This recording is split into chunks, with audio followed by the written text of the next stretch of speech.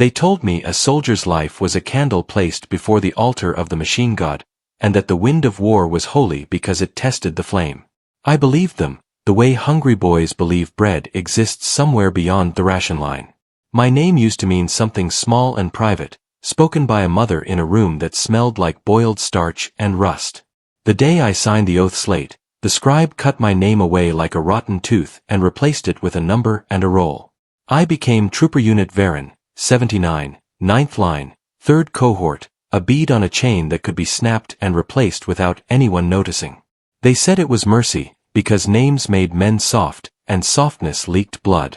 I learned later it was not mercy, it was inventory. My world was a hive that never slept, a tower of iron bones and soot-choked lungs stacked into the sky until the clouds turned the color of old bruises. The lower levels were always dark and wet, lit by the red blink of warning runes and the occasional flare of welding arcs. The air tasted like pennies and incense, because even the factories had shrines bolted to their frames, and every machine wore purity seals like bandages. I grew up listening to servitors clank down the corridors, their metal feet ringing like funeral bells, their mouths sewn shut or replaced with vox grills that whispered prayers on loop.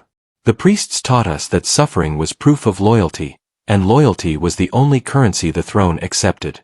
When the recruitment drums started, they did not sound like music. They sounded like a coffin being nailed shut. The troopship that took us off-world was a cathedral turned inside out, all ribs and buttresses, chains hanging from the ceiling like the roots of a dead forest. We marched up the ramp under a fog of incense pumped from bronze braziers, and the chaplain walked beside us, tapping each forehead with a strip of wax seal. His voice was soft, almost kind, as he spoke of honor and duty, and every word felt like a hand guiding my head toward the blade.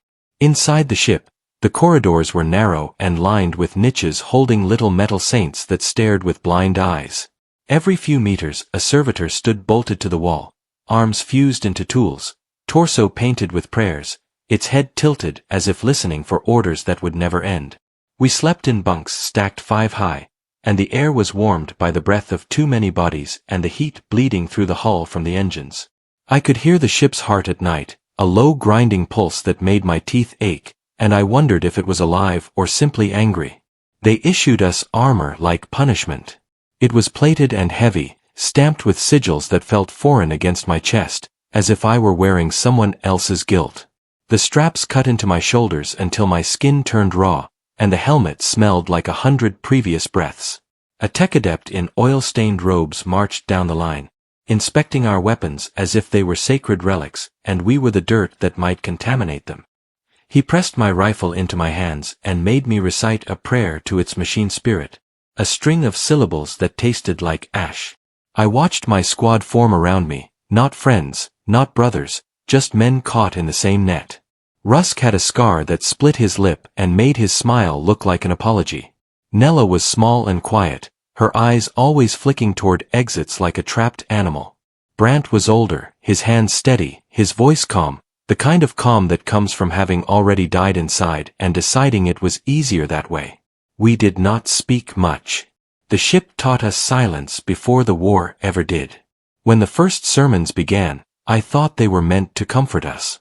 The chaplain stood beneath a hanging shrine of metal ribs and glass saints, and he spoke as if he knew each of our sins personally. He described death as a clean door, a straight path, a final payment, and I felt my chest loosen with relief at the thought that there was an end to anything in this universe. Then he told us the truth wrapped in velvet words. He said that being a soldier was not a profession but a condition, and conditions did not end when the heart stopped. He spoke of duty continuing through pain, through fear, through the cracking of bone and the peeling of flesh, because the oath was not signed by the hand alone. It was signed by the soul, and the soul was property. The room was packed, bodies pressed shoulder to shoulder, and the incense made my eyes water. I realized the tears were not grief yet. They were the body trying to protect itself from the smoke of what was coming. We made planetfall in a place that did not deserve a name, a manufacturer moon dragged into war by someone far above our lives. The landers shook like tin cans in a grinder, and when the ramp opened, heat rushed in like a living thing. The sky was a stained ceiling of smoke, pierced by the glow of distant furnaces and the flicker of anti-air fire. I stepped onto blackened soil that crunched under my boots, not sand, but ash mixed with powdered metal. The air carried the taste of burnt oil and something sweeter underneath, like meat left too long near a fire. Around us, the ruins of factories rose in jagged silhouettes, their pipes broken, their vents coughing steam into the gloom. Everywhere there were shrines nailed to walls, some intact, some melted and warped, as if even faith had been put through the machines. Our officers shouted orders, their voices tinny through vox, and the line moved forward because that was what lines did. The first engagement came without drama, without trumpets, without the kind of clean battle stories people tell in habbars to feel braver than they are. We were walking between two collapsed conveyor towers when the world exploded into noise. Shots cracked from somewhere high, ricocheting off metal and stone, and the man in front of me folded like a puppet with its strings cut. I did not see where the round hit him. I only saw the sudden hole in the line where his body had been, and the wet sound as he struck the ground. Rusk grabbed my shoulder and shoved me behind a broken slab of ferrocrete, his eyes wide, lips moving in prayer. My rifle felt too heavy and too light at the same time, a tool I had begged for now resting in my hands like a verdict. I leaned out and fired toward the muzzle flashes, and the recoil jolted through my arms into my teeth. The smell of propellant mixed with the omnipresent incense, and for a moment the world smelled like a chapel set on fire. After the shooting slowed, we advanced over bodies that were already cooling, and that was when I learned the first lesson of why soldiering was worse than death. Death, at least, stayed still. It did not demand you step on it and keep moving. It did not whisper your number into the vox and order you to take the next position. We passed a crater where a man lay half buried, one arm reaching up, fingers twitching like he was trying to catch the air. His helmet was gone, and I could see his face was still alive, eyes rolling, mouth opening and closing around soundless pleas. The med servitor that followed our line clanked past him without slowing, its saw arm dripping disinfectant, its optics fixed forward like it had forgotten how to look down. Brant started to kneel, and an officer kicked his boot and barked at him to move. The man in the crater made a wet choking noise that sounded like a prayer gone wrong. We left him there because the line could not bend. That night we slept in the shell of a broken chapel built into the side of a factory block, its stained glass shattered and its altar covered in dust. Someone had hung chains from the ceiling and tied little charms to them, scraps of cloth and wire, as if trying to catch luck in a net. We sat with our backs against cold stone, helmets off, faces streaked with soot, hands trembling from the day's noise. The chaplain walked among us, murmuring blessings, pressing new purity seals onto dented armor plates like patches on a sinking ship. My left forearm had a burn where hot shrapnel had kissed through a gap in my sleeve, and it pulsed with each heartbeat. I stared at it until it blurred, and I thought about the man in the crater, still breathing, still ordered to be part of the war even as his body gave up. That was when I understood the oath was not a promise of glory. It was a chain sunk into flesh. I tried to sleep, but every time my eyes closed, I heard the ship's grinding heart again, and I realized it had been practicing the sound of forever. If you asked me then why being a soldier was worse than death, I would have tried to give you something noble. I would have spoken of fear, of hunger, of the cruelty of commanders and the coldness of steel. But the truth formed slowly, like rust spreading under paint. Death was simple. It ended. Soldiering was a living sentence, a condition of being used until there was nothing left to use, and then being expected to keep serving anyway. In the dark of that chapel, with incense clinging to my lungs and the burn on my arm throbbing like a warning, I listened to my squad's breathing and wondered how many of us would be allowed the kindness of stopping. I did not know yet what the priests kept in the rear lines, what the med servitors truly collected, what the doctrine did with men who broke without dying. I only knew the war had not even properly started, and already my name felt like something I had lost long ago, far below the hive, far below the sky, in a room that smelled of boiled starch and rust. Morning came without light. The smoke never thinned enough for dawn to matter, and time was measured by orders instead of suns. My burn had blistered overnight, the skin swollen and tight, leaking clear fluid that glued my sleeve to my arm. I peeled it free in silence, biting down until my jaw ached, because noise invited attention and attention invited reassignment. Around me, men woke like machines coming online, movements stiff, faces already distant. Nella whispered a prayer while checking her weapon, her lips barely moving, as if afraid the words might hear her. Rusk coughed until his whole frame shook, spitting black phlegm into the dust, then wiped his mouth and smiled that broken smile like an apology to no one. The chapel smelled of oil, old stone, and bodies that had learned to sleep sitting up. When the vox crackled with marching orders, relief passed through us like a sickness. We advanced deeper into the manufacturum district, where the buildings grew taller and closer, hemming us in with rusted walls and hanging pipes that dripped foul water. The ground sloped downward into a maze of conveyors and processing pits, and every surface was slick with residue that stained our boots dark. I kept my rifle tight to my chest, feeling the vibration of distant machinery through the metal stock, as if the planet itself was grinding its teeth. Shrines were everywhere, welded to railings, bolted to pillars, carved into the sides of vats, their icons scarred by heat and impact. Some had candles still burning, flames bending sideways in the hot drafts, stubborn little lives refusing to go out. The chaplain told us the machines watched us, that they recorded our obedience, and I wondered what kind of god needed so much surveillance to feel secure. Above us, chains creaked as they swayed, heavy hooks clinking together like bones.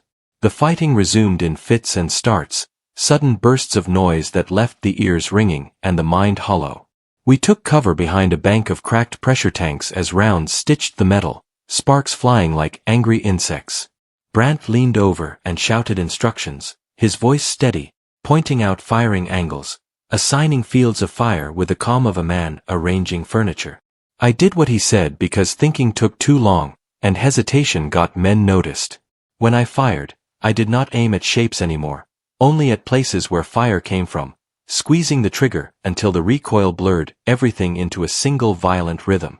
Somewhere to my right, Nella screamed, a short sharp sound cut off too quickly, and I knew without looking that something had gone wrong. The sound stayed with me even after the guns fell silent again, echoing in my skull like a crack that would not close. We found her slumped against a conveyor housing, helmet split, blood dark and thick as it pooled around her shoulders. Her eyes were open, staring at nothing, and her mouth was twisted like she had been about to speak. Rusk stood frozen, his hands hovering uselessly, his breath coming in shallow bursts.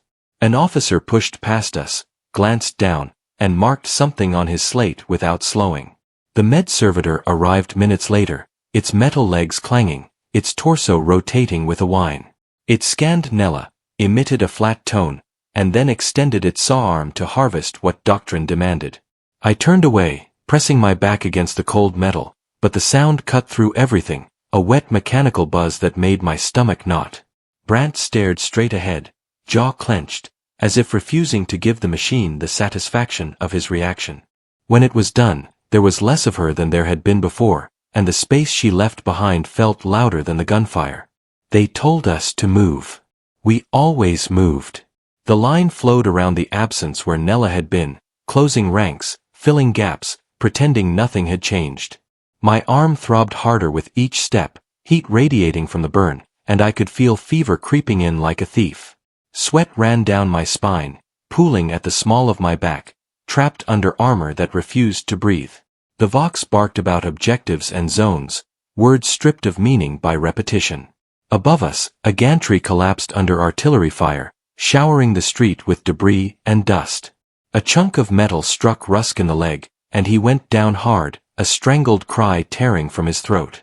I dragged him into cover with Brant's help, his weight dead and awkward, his blood slicking my gloves. Rusk's leg was wrong in a way that did not need explanation, bone showing through torn fabric, blood pulsing with his heartbeat.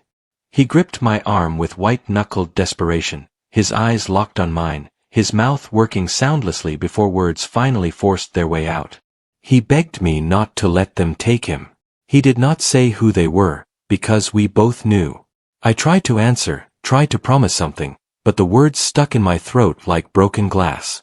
The med servitor arrived again, tireless, inevitable, its optics focusing on Rusk with interest. It injected him with something that made his muscles spasm and his eyes roll back, and then it began its work. The officer overseeing us nodded in approval, murmuring about efficiency and salvage. Rusk screamed once, a raw animal sound that scraped the inside of my skull, and then he did not scream anymore. When the servitor wheeled away, Rusk was alive. That was the problem. He was alive in pieces, his leg gone below the knee, the stump wrapped in seals and metal clamps, a crude prosthetic already being bolted into place by auxiliary arms. His face was gray, sweat-soaked, his breathing shallow and fast. He tried to speak again, but his jaw only trembled, and foam gathered at the corner of his mouth. The officer told us to be grateful, that the machine god provided replacements for loyal servants. He ordered 2 troopers to haul Rusk upright and slot him back into the line once he could stand. I watched my friend's eyes track the servitor as it left, watched the terror there settle into something emptier, something resigned. Death would have been kinder. Death would not have asked him to walk. They made him walk anyway. The prosthetic hissed and clicked with each step, out of sync with his body, a constant reminder that something fundamental had been stolen and replaced with doctrine-approved metal. Rusk leaned on Brant, his weight dragging, his breaths coming in ragged gasps. Every few meters he stumbled, and every time an officer barked at him to keep pace. I marched on his other side, my burned arms screaming, my head light, my vision narrowing at the edges. Somewhere along the way, I stopped feeling disgust and started feeling numb, and that scared me more than anything else. The world became a tunnel of noise and motion, orders and impacts, prayers and screams blending into a single oppressive hum. I realized the indoctrination was working, not by convincing me, but by exhausting me until resistance required energy I no longer had. We reached a processing yard ringed by towering furnaces, their mouths glowing a sickly orange through the smoke. Heat rolled off them in waves, turning the air thick and shimmering. Chains hung everywhere, clanking as machinery shifted, and the ground was scored with old blood that never quite washed away. The chaplain gathered us briefly beneath a massive icon welded to a crane arm, its metal wings spread wide, its face serene and merciless. He spoke of sacrifice, of how pain refined the soul, of how those who endured without complaint were closer to the divine. I listened with half an ear, watching a group of servitors drag bodies toward a side gate, their movements jerky, efficient. Some of the bodies twitched. None of the servitors slowed. That night, we bivouacked in the shadow of the furnaces, the constant roar making conversation impossible. We slept in shifts, curled against warm metal, soot settling on our faces like ash from a funeral pyre. Rusk lay between Brant and me, his prosthetic disconnected and propped beside him like a discarded limb. He moaned in his sleep, soft broken sounds that cut through the noise, his hands clawing at nothing.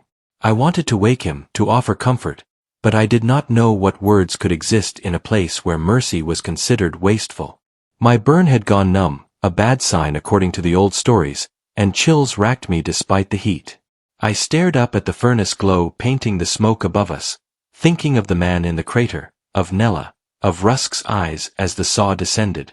That was when the understanding deepened and settled into something heavy and permanent. Being a soldier here was not about fighting and dying. It was about being kept. Kept alive past usefulness. Kept conscious through procedures that stripped away pieces of you in the name of efficiency. Kept obedient by exhaustion, fear, and the promise that if you endured just a little longer, you might earn the right to stop.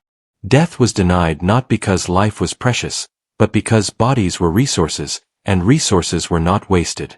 As I lay there, listening to Rusk's broken breathing and the endless grind of the furnaces, I realized the worst cruelty was not that they could kill us at any moment. It was that they often chose not to. The fever broke sometime before the next march, leaving me hollowed out and shaking, as if something vital had been burned away to keep the rest functioning. My burn had crusted over into a dark, angry patch, stiff and numb, and the skin around it was swollen in a way that made my glove difficult to fit. I flexed my fingers slowly, testing what still answered me, afraid of what silence might mean. Around me, the line formed again with the dull obedience of a habit too deeply learned to question. Rusk did not look at his missing leg anymore. He stared straight ahead, jaw slack, eyes unfocused, his breath shallow and rapid, like a man pretending to sleep while drowning. Brant checked our weapons without comment, his calm now something brittle, stretched thin by too many compromises. When the order came, we moved, because stopping required permission we did not have. The interior of the manufactorum was worse than the streets, a cathedral of industry turned mausoleum. Conveyor belts hung overhead like flayed intestines, some still moving, others frozen mid-cycle, their contents spilled and crushed underfoot. Steam hissed from ruptured pipes, coating everything in a greasy film that clung to armor and lungs alike. The walls were layered with old warning sigils and newer prayers, both half scraped away, as if safety and faith had fought and lost together. Our boots rang hollow on metal grates, each step announcing us to whatever waited deeper inside. I felt small in that space, not in the sense of insignificance, but in the way meat feels small inside a grinder. The Vox whispered updates and corrections, voices stripped of inflection, feeding us forward like data. We encountered resistance in a processing hall where massive presses loomed like idols, their pistons stained dark from decades of use. Fire erupted from catwalks above, cutting down the front rank in seconds, bodies dropping through gaps in the floor to vanish into machinery below. We scattered for cover, the sound of impacts echoing in painful clarity. I returned fire almost automatically, my rifle an extension of my arms, my thoughts lagging behind my actions. Brant was shouting orders, his voice hoarse now, urgency bleeding through the practiced calm. Rusk tried to move with us, but the prosthetics slipped on the slick metal, sending him crashing down hard. He cried out, a sound full of raw panic, and something in me snapped. I crawled to him under fire, bullets sparking off the presses, the heat and noise pressing in from all sides. His face was contorted, eyes wild, his hands scrabbling at the floor, useless against the metal. He grabbed my arm with his good leg braced awkwardly, dragging himself toward me, leaving a smear of blood behind. He begged me then, voice cracking, words tumbling over each other in a rush that felt like confession. He did not ask to be saved. He asked to be ended. The request hit me harder than any shell impact, because it made terrible sense. For a heartbeat, the world narrowed to the weight of his hand on my arm and the understanding in his eyes. I raised my weapon without thinking, angling it down, my finger tightening on the trigger. In that moment, killing him felt like the first honest choice I had made since the oath slate. Then the chaplain's voice cut through the din, amplified and sharp, calling my number like an accusation. I froze, my muscles locking, my breath catching in my throat. The chaplain emerged from cover with impossible calm, his robe singed, his armor untouched, his eyes fixed on me. He told me to lower the weapon, his tone gentle, almost compassionate, as if correcting a child. He spoke of mercy as a temptation, of how ending a life without sanction was theft from the divine. I lowered the rifle because I could not imagine what would happen if I did not. They dragged Rusk away after the fighting subsided, two servitors clamping onto him with metal hands that did not shake. He did not struggle. He stared at me as they hauled him off, his mouth opening once more, no sound coming out. I did not look away this time. I wanted him to know I saw him. The chaplain placed a hand on my shoulder afterward, his grip firm, his voice low. He told me I had been tested and found wanting, but that repentance was possible through obedience. He pressed a fresh purity seal onto my chest plate, its wax still warm, the prayer inscribed in tiny, perfect script. The seal felt heavier than the armor beneath it. I wondered how many seals it took to weigh a man down completely. Rusk returned to us hours later, changed in ways that made my stomach knot. More of him was metal now, not just the leg, but braces along his spine, augmetics at his temples, ports punched into his flesh where cables fed into his nervous system.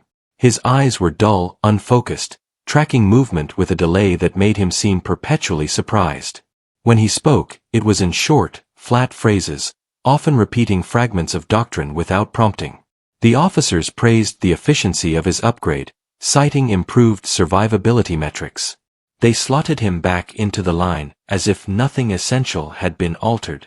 I stood beside him and felt like I was marching next to a shrine built from a man's remains. As the days blurred together, I noticed how often mercy was framed as a flaw. Troopers who hesitated were reassigned to more dangerous positions until the hesitation was burned out of them or the body failed entirely. Med servitors prioritized those who could return to the line fastest, not those in the greatest pain. The wounded who could not be made useful were not allowed to linger. They were processed quietly, efficiently, their ends wrapped in ritual language that disguised the finality of it. I began to understand that the system did not hate us.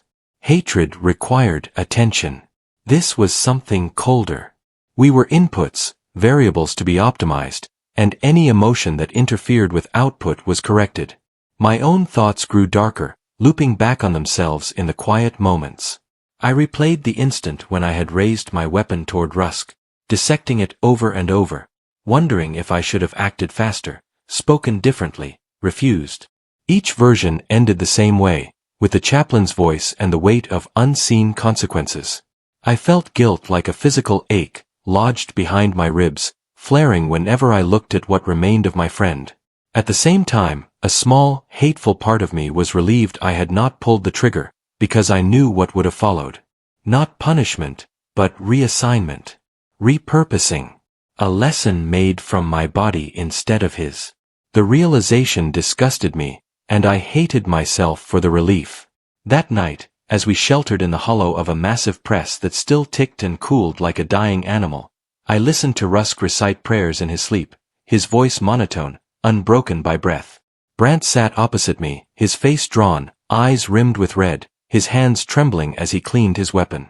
He met my gaze once, and something unspoken passed between us, a shared recognition of how narrow the space for humanity had become. Outside our shelter, servitors moved through the gloom, their optics glowing, their limbs slick with oil and blood.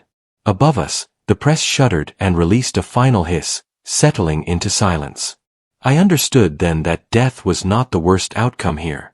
Death was an escape the system grudgingly allowed when efficiency demanded it. The true horror was survival without agency, existence stripped down to function, mercy outlawed because it disrupted the flow of resources. I had tried to give Rusk peace and been stopped not by fear, but by doctrine that defined compassion as sabotage.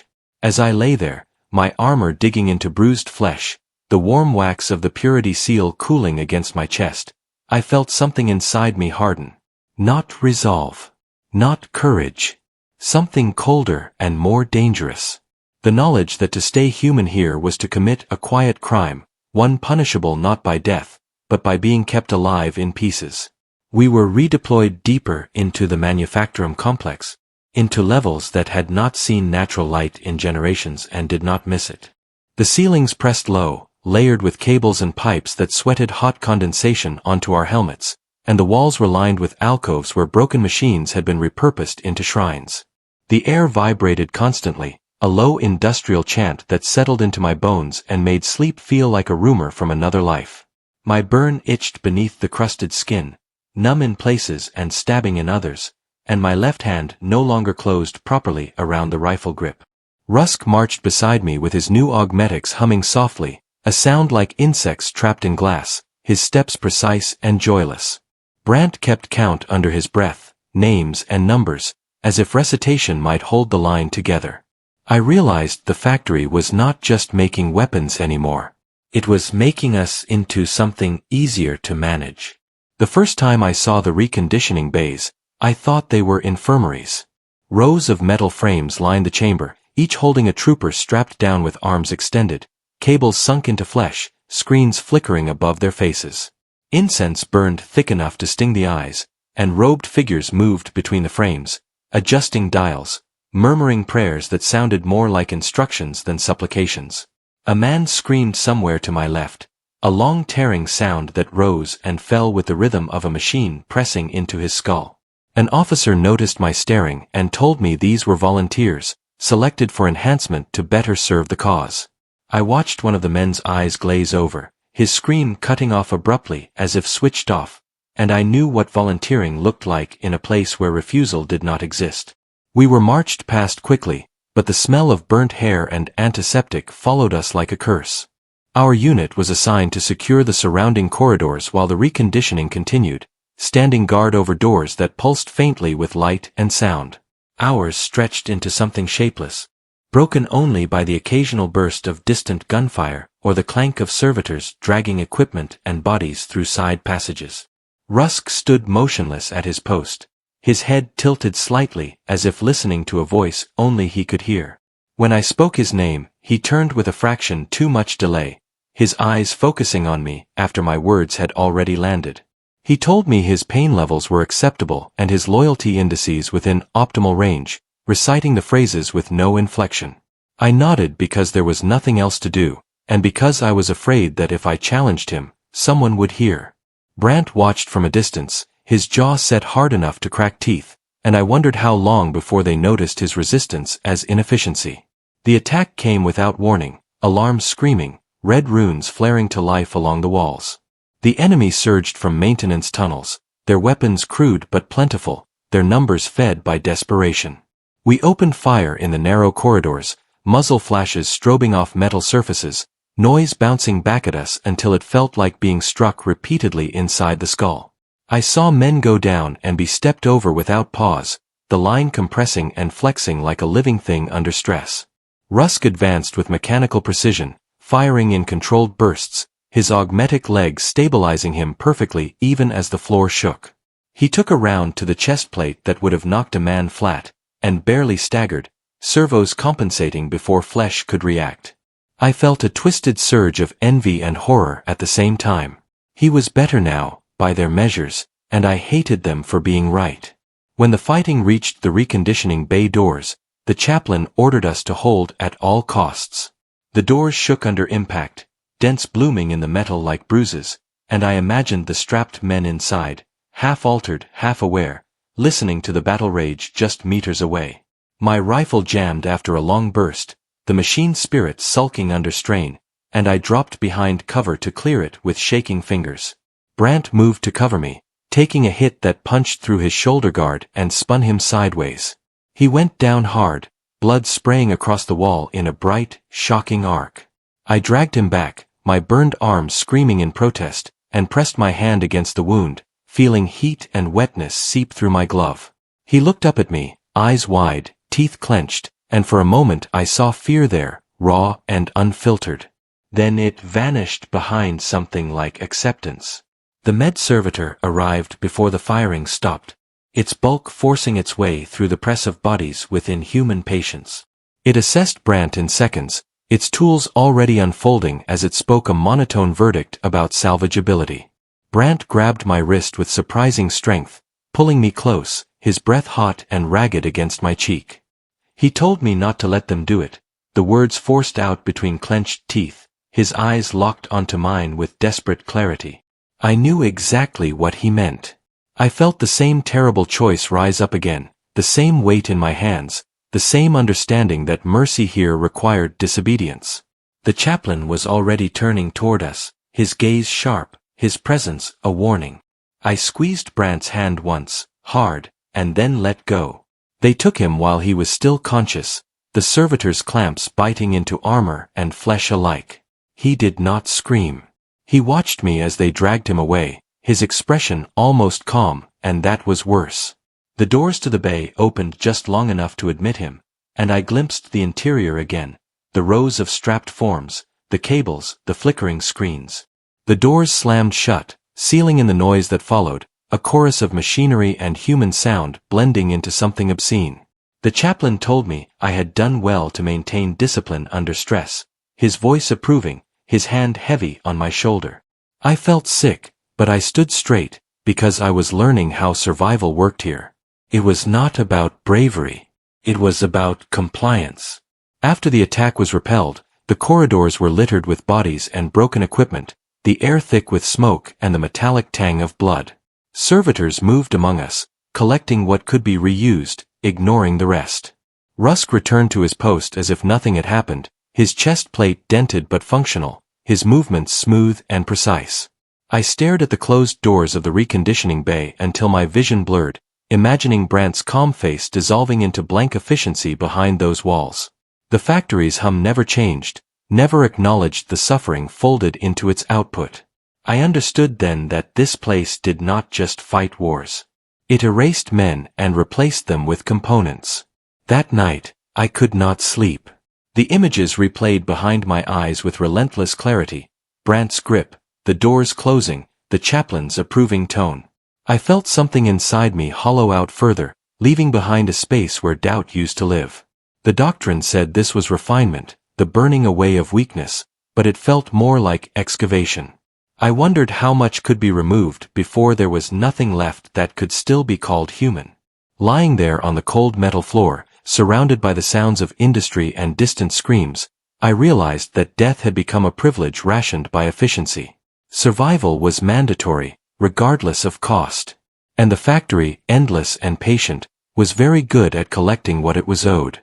After the factory, time lost its edges. Days blurred into operational cycles measured by ammunition expenditure and casualty tallies, not by rest or recovery.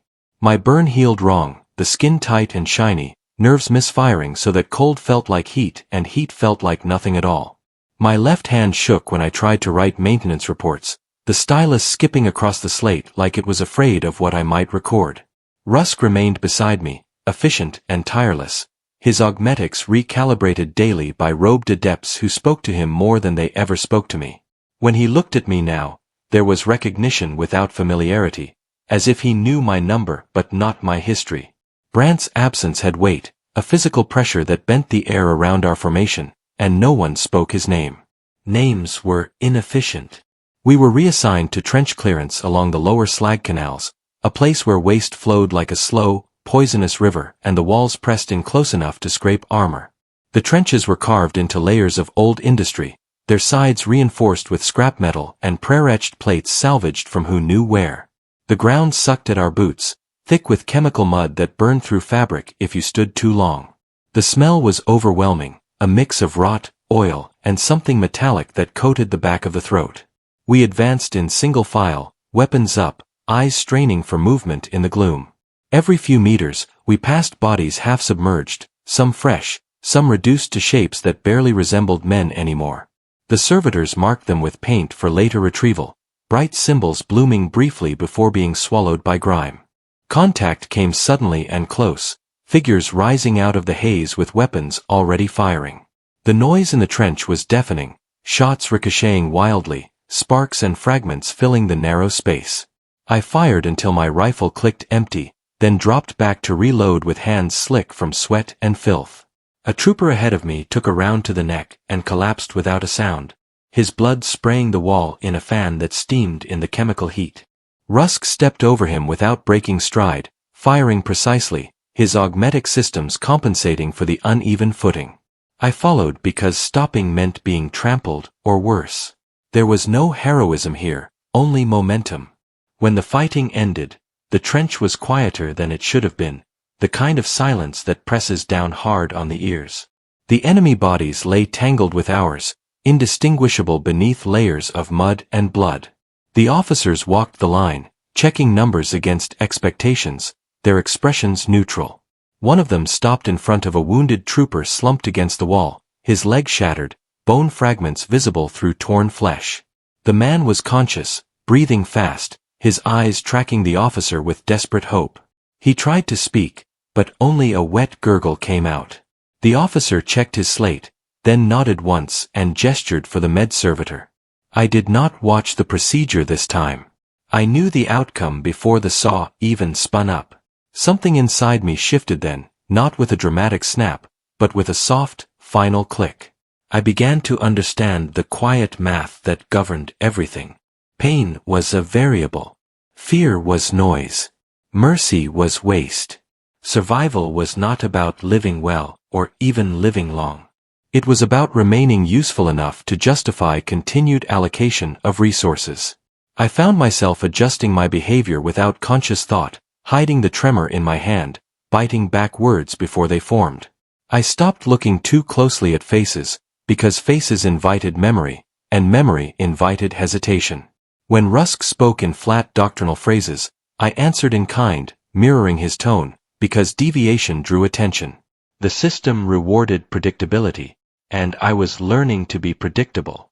That night, as we huddled in a maintenance alcove lit by flickering lumen strips, I listened to the distant churn of the slag canals and the steady clank of servitors at work. My armor was dented and scored, purity seals peeling at the edges, wax cracked from heat and impact. I picked at one absent-mindedly, watching it crumble between my fingers. The prayer inscribed there meant nothing to me anymore, not because I had lost faith, but because I understood its purpose. It was not meant to save us.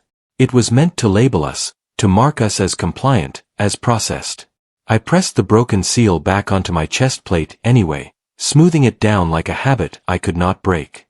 I dreamed of Brant that night, or something wearing his shape. He stood in the factory corridor, whole again, his shoulder unscarred, his eyes calm. He did not speak.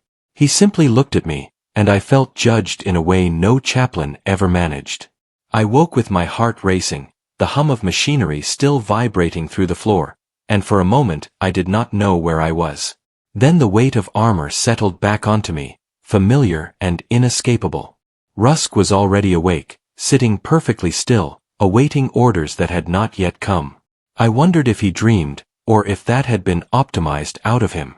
By then, I no longer thought of death as an end. It was a statistical outcome, a line item that might or might not apply to me depending on performance. What frightened me was something else entirely. It was the possibility of continuing indefinitely, piece by piece replaced, thought by thought flattened, until there was nothing left inside me that could object. The doctrine promised glory, but what it delivered was endurance without meaning. As we formed up again, boots sinking into the same poison ground, I realized that I had stopped asking when this would end. I had started calculating how much of myself I could lose and still walk forward. That, more than any wound or loss, was how the war finally taught me its most important lesson. The last cycle of my unit began with a blessing and ended with an inventory. We were summoned to a transit chapel carved into the side of a slag tower, its walls blackened by centuries of exhaust, its ceiling hung with chains that rattled softly like teeth. The chaplain stood before a brass altar where a cracked icon watched with a serene, pitiless face, and he spoke to us as if we were already dead. He told us we had been selected for a decisive push into the Heartworks, where the manufactorum's oldest engines still turned beneath layers of ruin. He told us the enemy had nested there like rot in a joint, threatening sacred output, and that our task was simple: remove the corruption or be consumed by it. Incense rolled thick across the floor, making the air heavy, making breathing feel like work, and the words slid into my skull with the familiarity of a tool. When he pressed a new purity seal onto my armor, the wax burned my skin through the plate, and I did not flinch, because flinching was a language I had forgotten. The approach to the Heartworks took us through tunnels lined with old conduits and prayer plates, corridors that narrowed until we moved single file with our shoulders scraping metal. The hum down there was louder, deeper, no longer a background vibration but a living pressure that squeezed the chest and rattled the teeth. Heat bled through the walls in slow waves, and the air tasted of copper and ozone, like a storm trapped underground and forced to simmer forever. Lumen strips flickered, failing in sections, leaving pockets of darkness where the mind filled in shapes it did not want to see.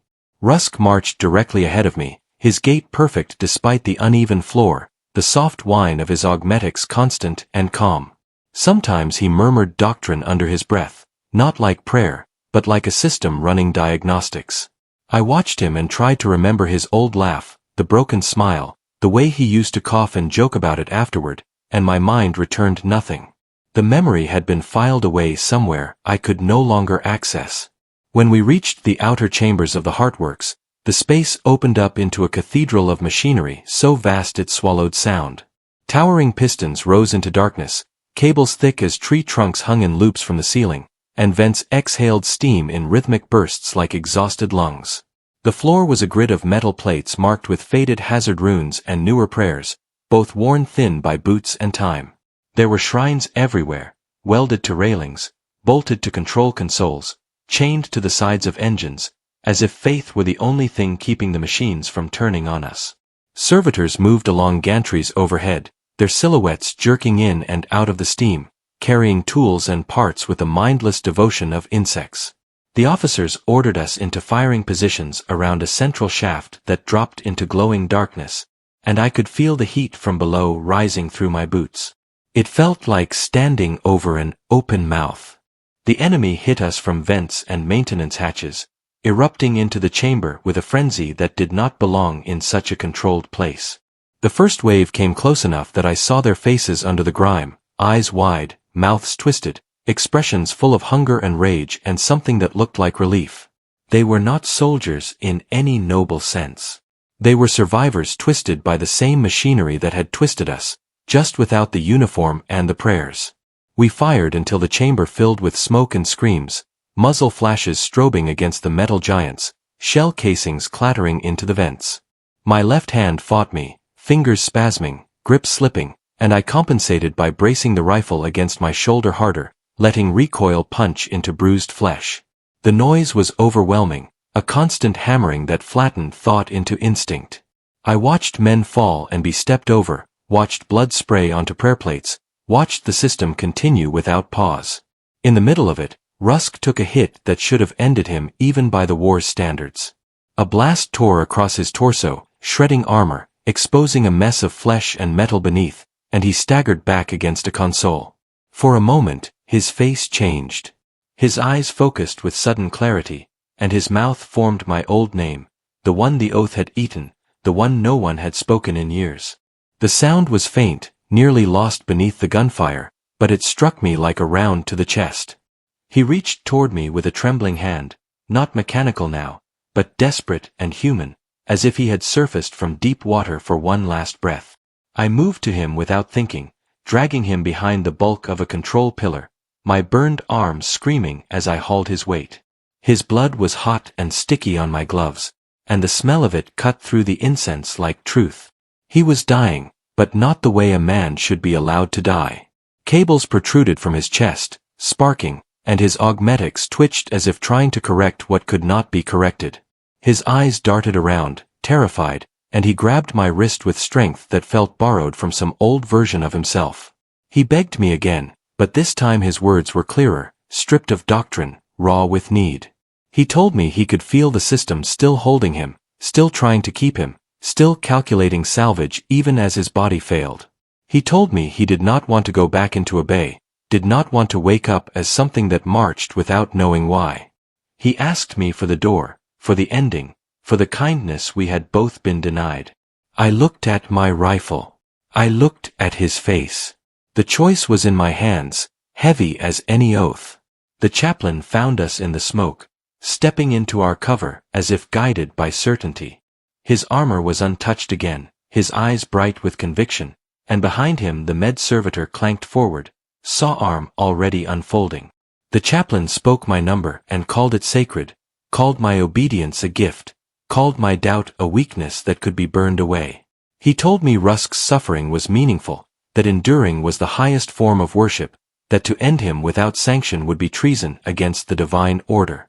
His words landed on me like blows, not because they convinced me, but because they reminded me how small my choices were in the machinery of doctrine.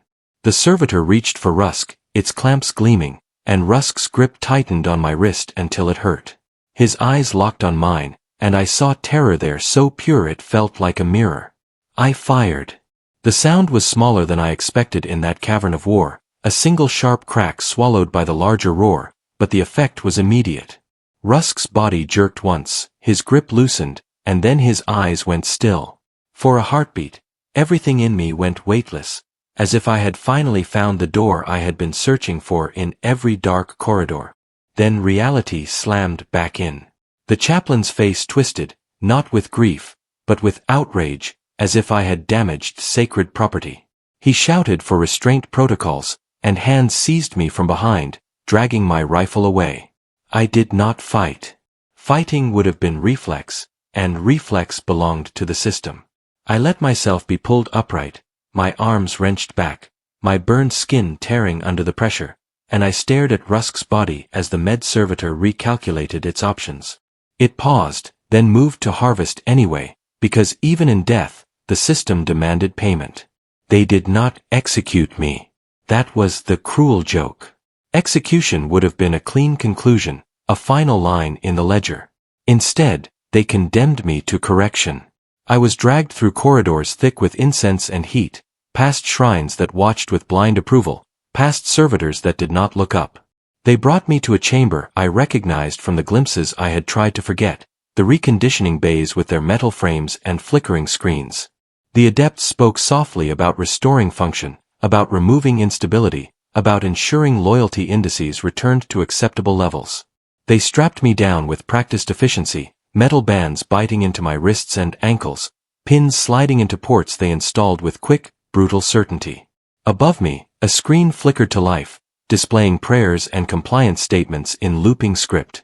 The chaplain stood at the foot of the frame, his voice calm again, telling me my mercy had been a crime, but that crime could be redeemed through service. As the machine arms descended, I felt panic surge, a last wild animal thrash of the self I had been trying to preserve. I tried to speak, to plead, to explain that what I had done had been the only true act of loyalty I had managed, loyalty to the part of us that was still human.